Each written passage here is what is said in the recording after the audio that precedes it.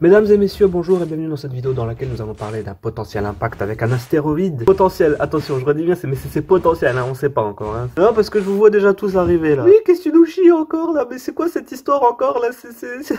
Est-ce que vous avez déjà entendu parler de l'astéroïde Apophis? Non, j'en ai entendu parler de ton astéroïde à la con. Tu penses bien que si j'en avais entendu parler, j'aurais pas cliqué sur ta vidéo de merde, hein. Je me suis rendu sur un site appelé Futura Science, que vous devez sûrement connaître, je vous mettrai le lien dans la description. Et je suis tombé sur cette page qui parlait de l'astéroïde Apophis. Donc prépare tes oreilles de jeunes prépubères parce que nous allons tout de suite nous rediriger vers 2029, c'est parti!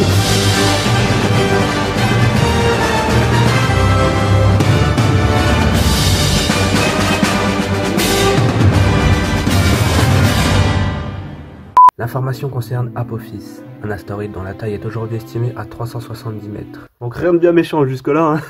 Et qui avait été découvert le 19 juin 2004 par Roy Tucker, David Tollen et Fabrizio Bernardi. Participant à l'University of Hawaii Asteroid Survey, financé par la NASA et utilisant l'observatoire basé à Kitt Peak, en Arizona. Initialement catalogué sous le nom de 2004 MN4, les premières estimations de ces paramètres orbitaux avaient conduit les astronomes à s'inquiéter car un impact avec la Terre devenait possible le 13 avril 2029.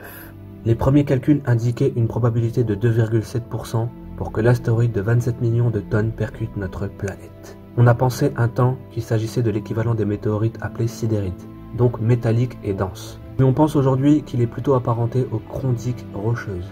Et son angle d'impact avec la Terre laissait penser qu'il provoquerait alors une explosion équivalente à des dizaines de milliers de fois la bombe d'Hiroshima, en 1945. Des dizaines de milliers de fois la bombe d'Hiroshima, c'est...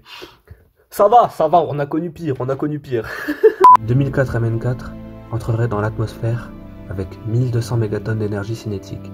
Donc voilà, c'est pas la grande joie, on va dire. Hein. Or, les énergies des impacts ayant créé le météore cratère ou l'événement de Tunguska sont estimées être comprises entre 3 et 10 mégatonnes. Sa chute dans l'océan ne serait guère plus réjouissante car elle produirait un tsunami avec des vagues hautes de 170 mètres se déplaçant à 100 km/h. Donc ceux qui sont près des côtes à ce moment-là, pensez à prendre un parapluie hein, parce que je pense que vous risquez de vous mouiller un petit peu.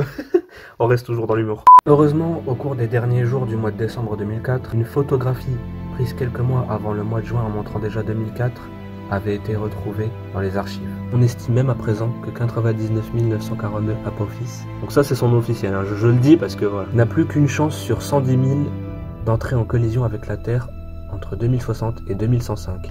Donc ça va, il y a le temps, on a encore le temps de vivre je pense. L'orbite du géocroiseur a en effet pu être affinée grâce au radar d'Arecibo, à Puerto Rico, en janvier et août 2005 puis en mai 2006. Bref, contrairement à tout ce qui est dit ou suggéré depuis quelques jours, la NASA n'a aucune inquiétude pour 2009.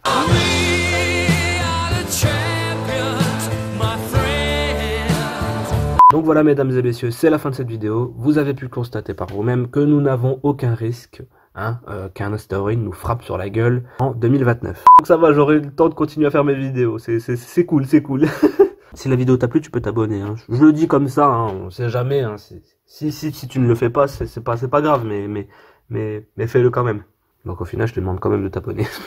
Tu peux aussi lâcher un like et un commentaire pour me dire ce que t'en penses. Et vous pouvez me rejoindre sur mes réseaux sociaux qui s'affichent dans la vidéo. Donc voilà pour cette première vidéo que j'avais annoncée dans la vidéo précédente. Pareil, le lien dans la description. Hein, voilà, on n'arrête plus, on met des liens partout maintenant. C'est la nouvelle mode. Allez, abonne-toi, ciao.